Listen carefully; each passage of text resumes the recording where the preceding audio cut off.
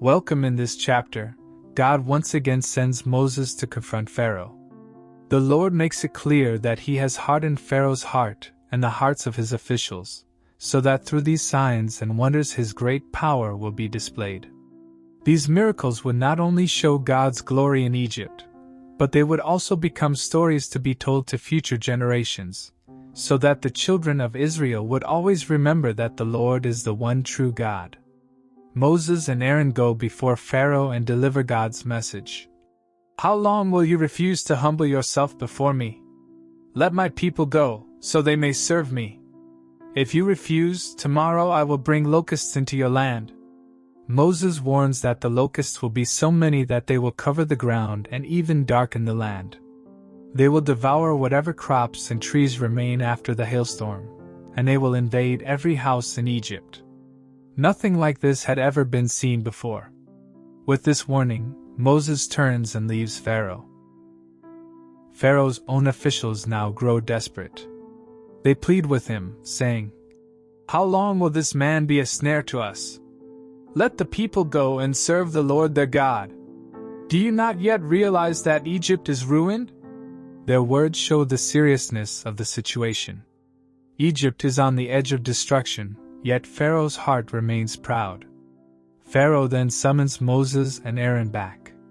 He pretends to agree, but he asks who exactly will go to worship. Moses replies firmly, "We will go with our young and old, with our sons and daughters, and with our flocks and herds. We must hold a feast to the Lord." But Pharaoh refuses. He says only the men may go and orders Moses and Aaron to be driven out of his presence. So, the Lord commands Moses to stretch out his hand over Egypt. Moses obeys, and God sends an east wind that blows all night. By morning, vast swarms of locusts invade the land. They spread everywhere, devouring every green thing, plants, fruits, and trees. The land is stripped bare. Egypt, once rich and fertile, now lies in devastation. In panic, Pharaoh quickly calls for Moses and Aaron. He admits his sin, saying, "I have sinned against the Lord your God and against you. Please forgive me once more and pray to the Lord to take this death away from me." Moses prays, and the Lord answers by sending a strong west wind that sweeps the locusts into the Red Sea. Not one locust remains in Egypt.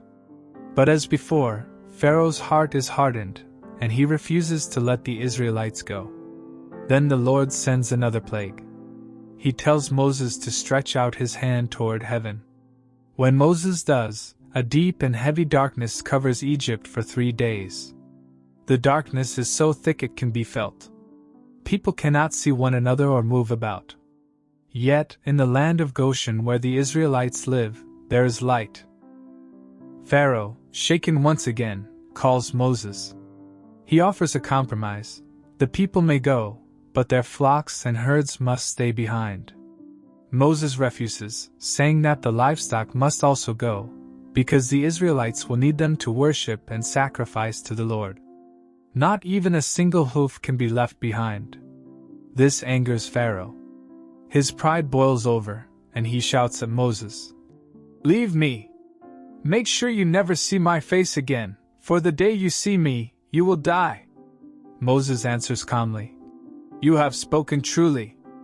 I will never see your face again."